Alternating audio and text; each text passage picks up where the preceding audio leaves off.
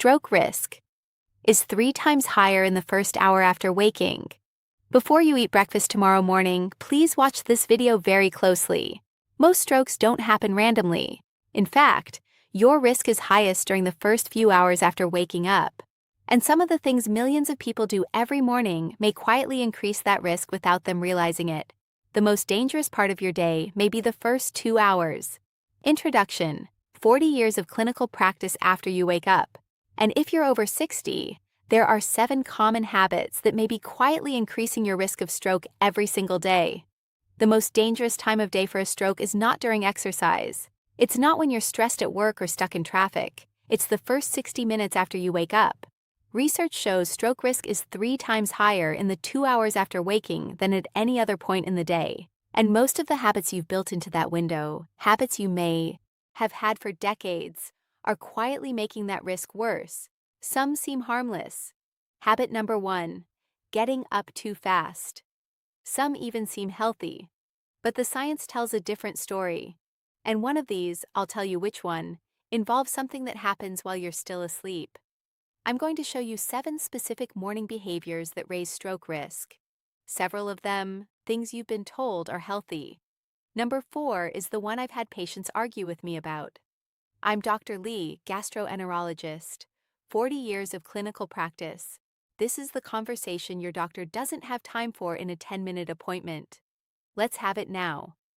Here's what we're covering. 1 habit involves your morning medication, and the time you take it may be working against you. 1 involves a breakfast food that has heart healthy right on the label. 1 involves the common pain reliever that millions of people take every single morning. And habit number 6, this is the one most people in this audience are doing, involves something that happens before you've even said a word to anyone. Stay with me. I put videos out every week. Real clinical information, plain language, no fluff. If that's worth something to you, subscribe now. Takes 1 second. Now, habit number 1, and this one starts before your feet hit the floor. Your blood pressure is at its habit number 2. Skipping water. Before coffee, lowest point of the entire day. While you sleep, in the minutes after you wake up, your body releases a surge of cortisol and adrenaline. Blood pressure rises sharply. This is the same window when strokes and heart attacks statistically peak. When you sit up or stand suddenly, especially over 60, on blood pressure medication, or mildly dehydrated from sleep, your circulation can't equalize fast enough. Blood pulls briefly in the lower body. The heart compensates with a harder pump. In vessel walls that are stiffer than they were at 45, that pressure spike matters. What I recommend to every patient over 60, before you stand up, sit on the edge of the bed for 30 to 60 seconds, let your circulation adjust. It takes less than a minute. It costs nothing. And the evidence behind it is real. You've been lying still for 7 or 8 hours. You haven't taken in any fluid. By the time you wake up, your blood is more viscous, meaning thicker, than it will be at any other point in the day. Now here's what most people do. First, they reach for coffee. Caffeine is a mild diuretic. It causes the kidneys to release more fluid. So, before you've replaced a single ounce of what you lost. Habit number 3, blood pressure medication timing overnight, you're pulling more out.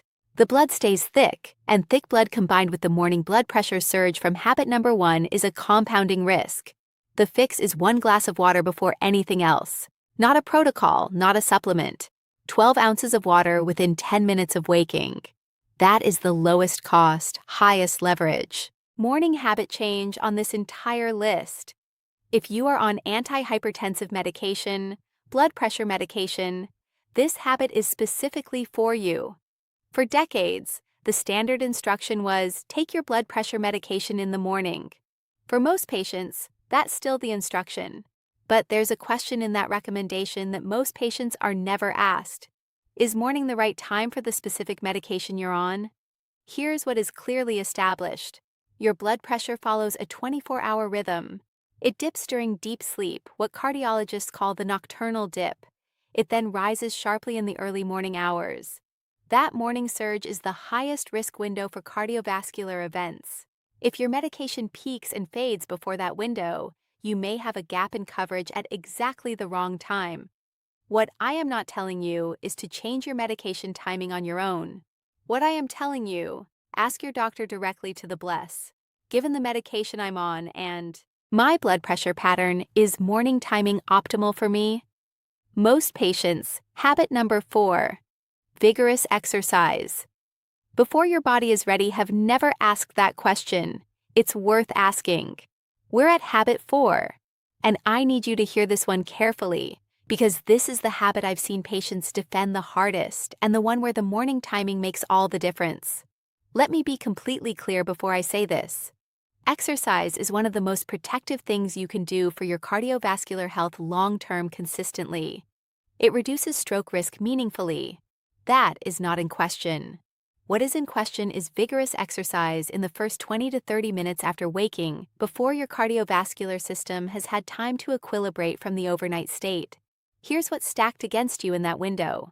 Your blood pressure is already on its upward surge. Your blood is still thick from overnight dehydration. Your cortisol and adrenaline are elevated, and then you add a rapid spike in heart rate and systolic blood pressure on top of all of that. For a healthy 38-year-old, the body manages this combination without difficulty.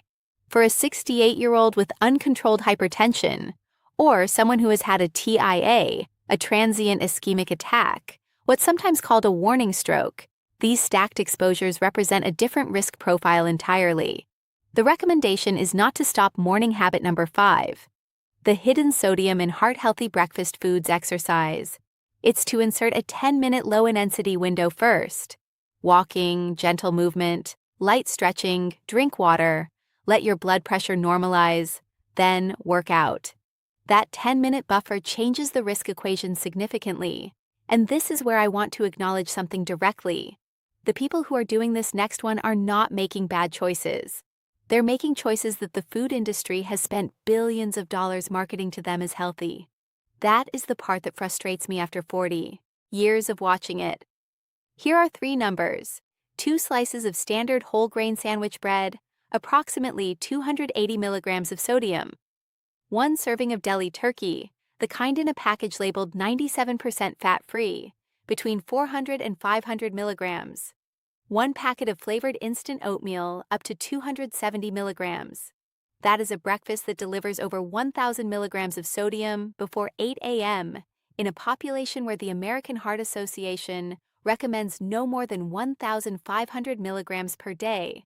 Habit number 6, NSAIDs for morning stiffness for adults over 60 with hypertension. Sodium raises blood pressure. Elevated blood pressure is the single largest modifiable risk factor for stroke.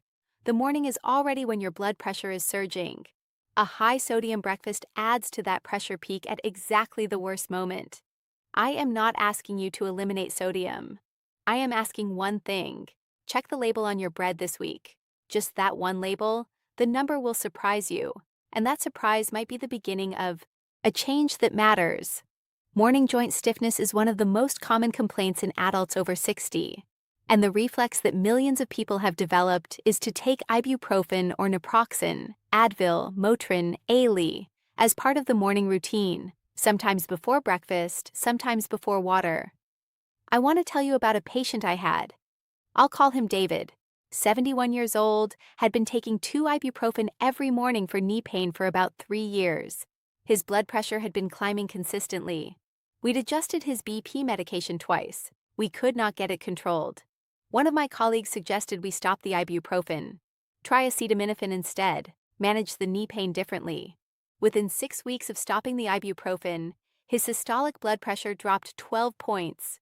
We didn't add a single medication. Habit number 7, ignoring morning warning signs. We removed one habit. Here is the mechanism. NSAIDs, ibuprofen, and naproxen cause the kidneys to retain sodium and water. That retention increases blood volume. Increased blood volume raises blood pressure. And in the morning when blood pressure is already on its daily surge, that pharmacological push compounds the elevation at the highest risk window. The first alternative to reach for acetaminophen, Tylenol. It handles pain without the sodium retention and blood pressure effects. If your pain requires something stronger, that is a conversation with your physician about an NSAID-sparing approach. not a reason to keep taking ibuprofen every morning without knowing what it may be doing to your blood pressure. Here's something most people don't know. The majority of people who experience a major stroke had at least one warning signal in the days or weeks before it happened. They dismissed it, not because they were careless, because they didn't know what it meant. You're going to know what it means after today. You've probably heard of fast, face drooping, arm weakness, speech difficulty, time to call 911. Those are the signs of a major stroke in progress. But before a full stroke, many people experience what's called a TIA, a transient ischemic attack, a warning. Share this with someone you love. Stroke. The symptoms look the same, but they resolve. They may last 2 minutes. They may last 20, and then they're gone. The subtler signals that appear in the morning that are dismissed constantly. A headache that is sudden, different from any headache you've had before. A brief, the 7-habit summary and what to do. Next, visual disturbance.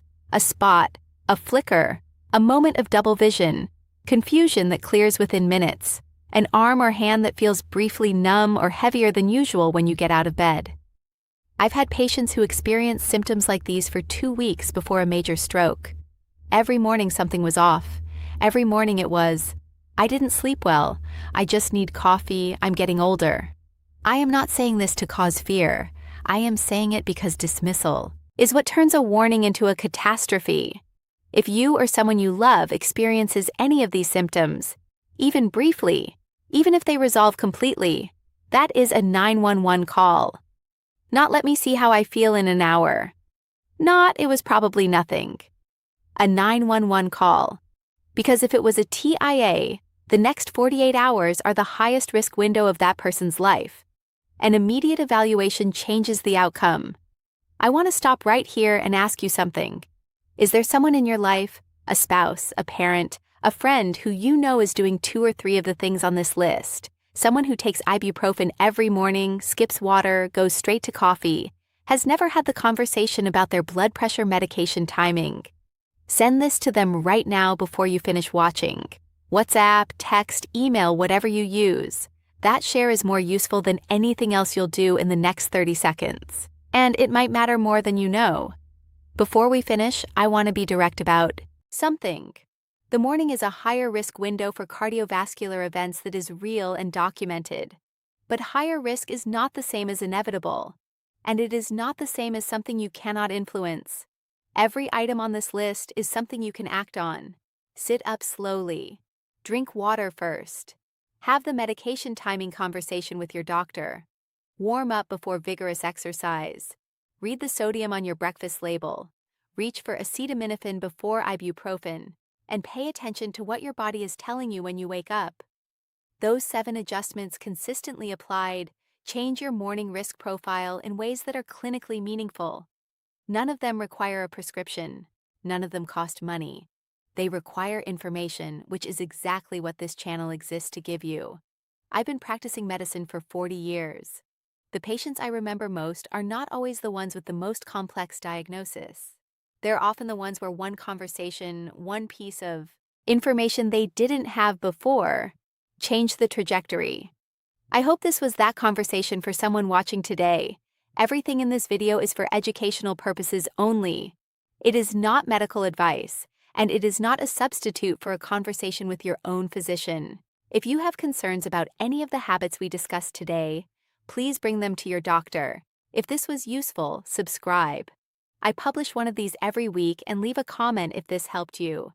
And if you're on multiple medications and want to understand the interaction risk, there's a free guide in the pinned comment. Drug, food, and supplement interactions free. The link is pinned in the comments. I'm Doctor, and I'll see you in the next tout.